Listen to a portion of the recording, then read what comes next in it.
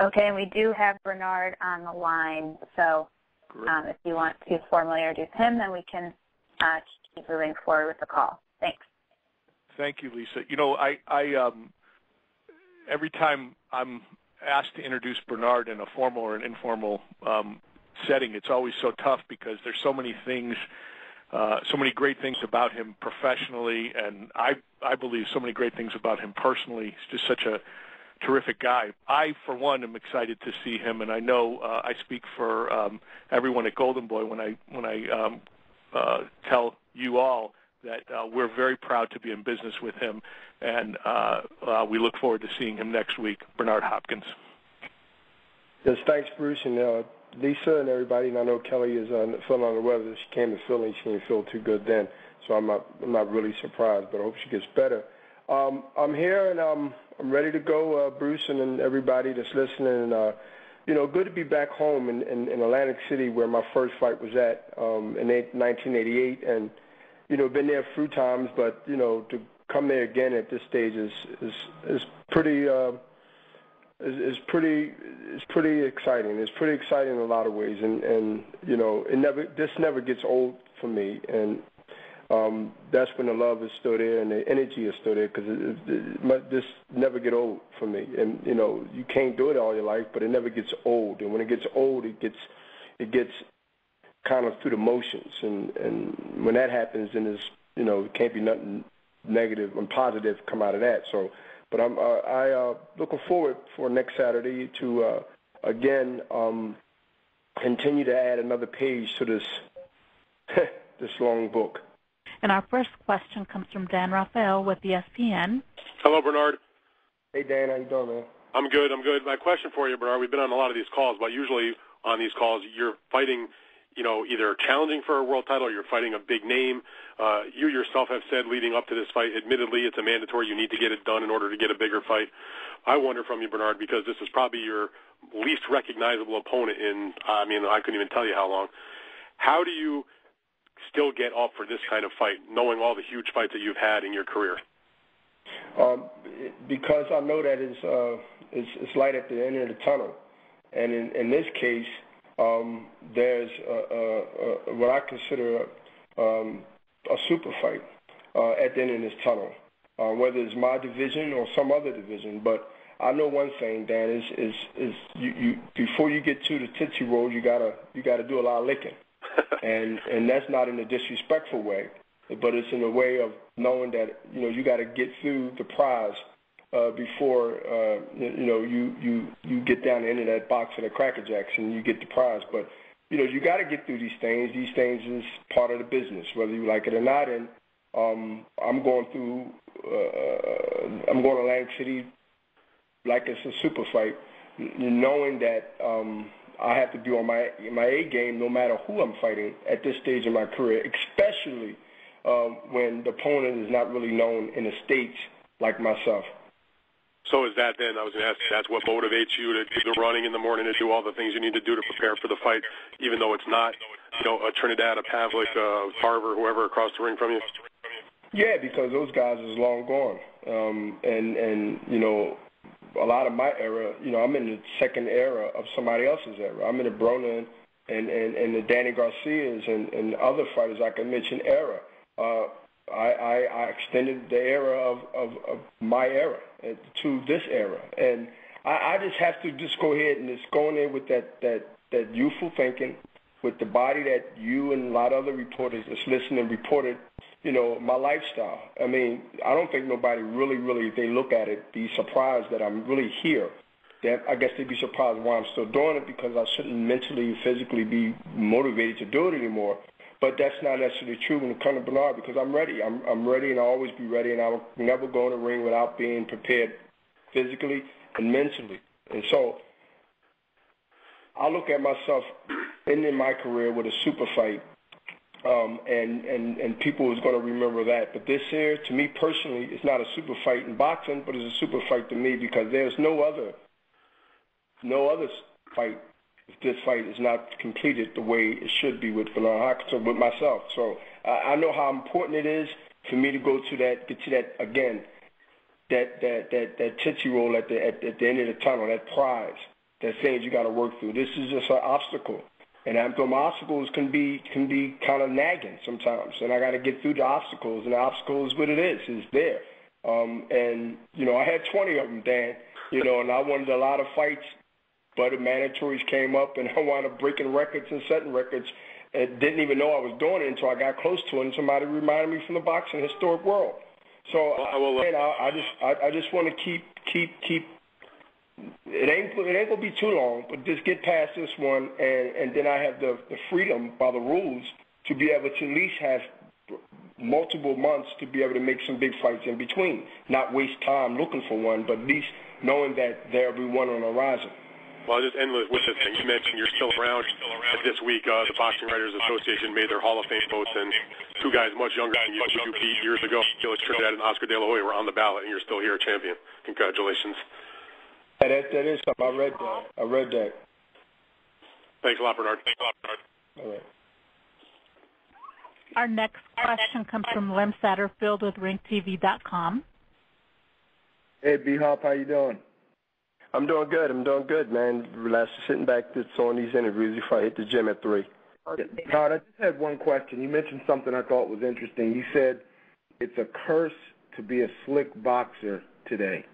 Can you please define what you mean? I think I know what you mean, but if you could put it in... No, well, I know you want some... That's no problem. I mean, go, you finished? I'm sorry, I cut you off.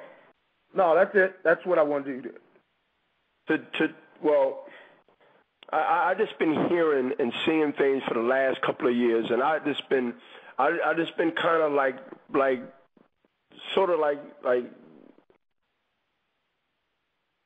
disappointed that in this day of time, the change of what the boxing and sweet science is about has sort of gotten to a barbaric. It's already that in a way of what we go through.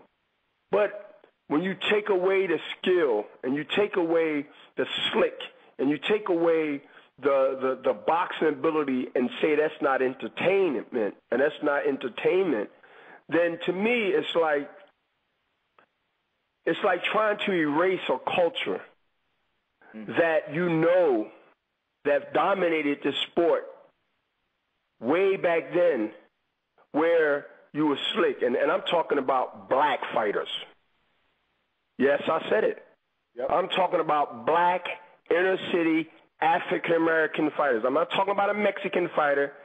I'm not talking about a Polish fighter, Irish fighter, or any other fighter. I'm talking about a black fighter that's slick, that can throw punches, the Ray Robinsons, the Ray Leonards, the Roy Jones Jr.'s, the Bernard Hopkins. When I want to do that style, I can do that style, and many, many, many others. So when you wipe out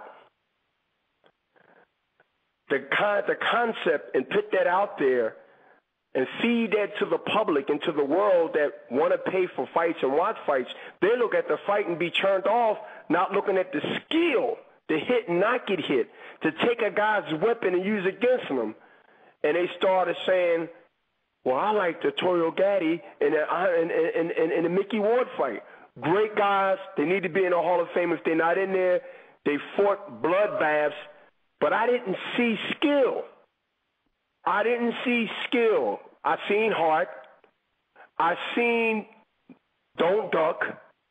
And I seen the will to win any means necessary in a way of, even if it's stupid to you or to your health. What happened in the world of boxing? We became so violent in this country where skills is not even looked at as a thing where it's an honor to get your degree and say, I got a degree, I got my bachelor's, I got my master's, I got all these things, and it becomes so what? And so that's what I meant. And that's what I'm saying when they see me Saturday. They're going to see all of the above. They're going to see the inside, the outside. They're going to see multiple styles. That's going to be all the things that I have done to beat fights that people thought I couldn't box, I couldn't roll, I couldn't do this, I couldn't do that. Man, I'm from Philadelphia. They invented that. So that's what I said not only to you, but I said it to Bernard Fernandez. I said it to a few other people, and they said, that's kind of interesting. It is interesting because I see the world that's trying to change the concept of boxing, and the amateur kids are believing from the Johans gym that I train at, and I'm around amateur guys all the time, and they kids, they 13, they 8, they 9, and they ask me, I said, look, you want to count your own money. And the way you count your own money is you duck many punches as you can. The people that's sitting outside eating popcorn, they want their entertainment money's worth.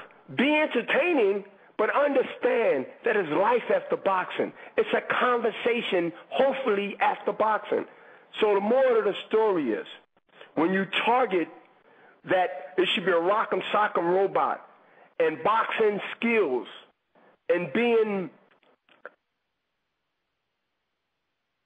the way you are in a way of hit and not get hit and be slick and be these things that we all admired at one time. I mean, Ray Leonard, I'll leave with this one. Ray Leonard, right now, the great Sugar Ray Leonard, who I was watching all this morning on YouTube, getting information. Yes, at this stage of my career, I still get information. That would make me different. The great Sugar Ray Leonard, right now, if he was boxing, the way they want you to fight, the people that pulls the strings of the puppet, he will be boring today. Ray Robinson, the great Robinson, will be boring today because the feeders of the people that buy entertainment are being fed that if they duck, don't buy it. If they slick and they beat 9 out of 12 rounds and the guy just can't hit him because they were slick and smart enough to hit and not get hit, he's not crowd pleasing. He don't sell tickets because they didn't fed the followers and they didn't fed the customers.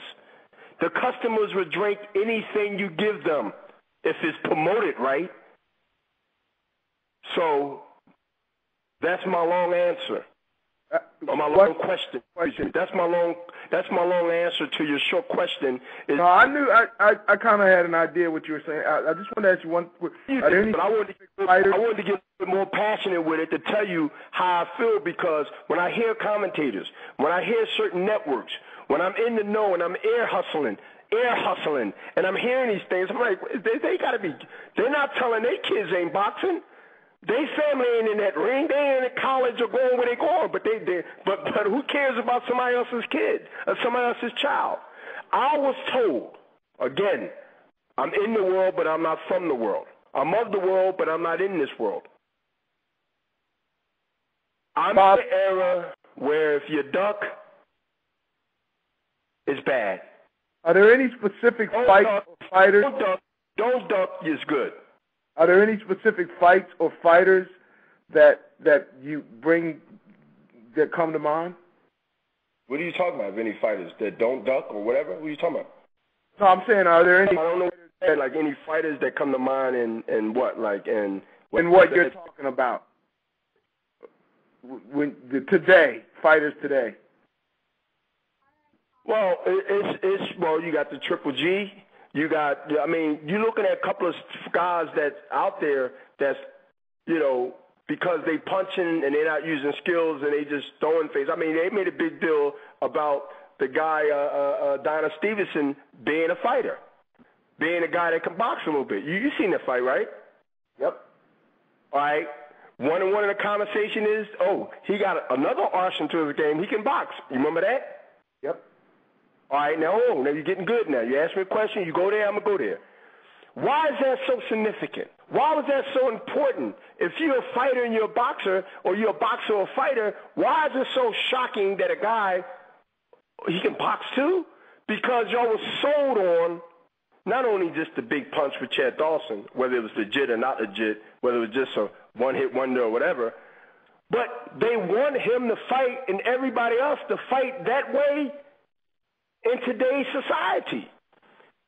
They want you to fight like you're in the MMA or the UFC without being on the ground. And so when I see that, I got to educate the young kids that wants to take it, and some won't take it, to understand that there is a repercussion to be one way and not the other. Boxing is an offense-defensive skill. Listen, people Listen, people criticize Floyd Mayweather because of his offense and defense, and mainly his defense. I'm one of the most underrated defensive fighter since the early years of James Toney at middleweight. And so when you have these things, that's why I can talk to you and everybody on this phone that's listening without stuttering. That's important to me, to go to my daughter's school, my son's school, and talk to a teacher without embarrassing them later on when my career is way over. That's important to me. That's not important to the networks. That's on them. But I know it's important to me because, A, I'm a proud man. B, I understand the repercussions of not using the art the way it's supposed to be meant for us. And when you try to steer that if you want to be on TV and if you want to be in this position or that position and make the money and you put the glitter out there and you put the glitter as the money and the fame and the fortune, then you know you got to be exciting. Well, what better than being exciting when you're winning and keep winning? No, you got to be exciting. Well, what's exciting? So the Mickey Ward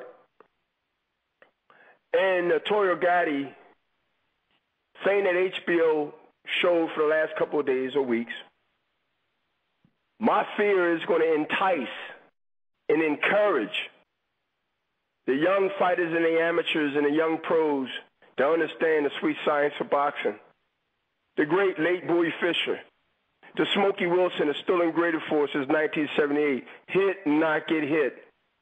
I've been ridiculed and everything because he's boring, he's this, and that's why I'm still around at 48 years old. Don't they understand that I'm giving them the reason why, personal and athleticism, why it's good to duck? I have two rules. I hit you, and I got to make you not hit me. What's wrong with that? Well, it don't sell tickets. It don't get a good pay-per-view number. Okay. I'm just outsmarting the guy. Is it a curse to outsmart a guy without getting hit? In this world, yes. It is what it is. I can't change it. But what can I do? I can expose it to help another young fighter that understand that you're being told that there's one way to be somebody.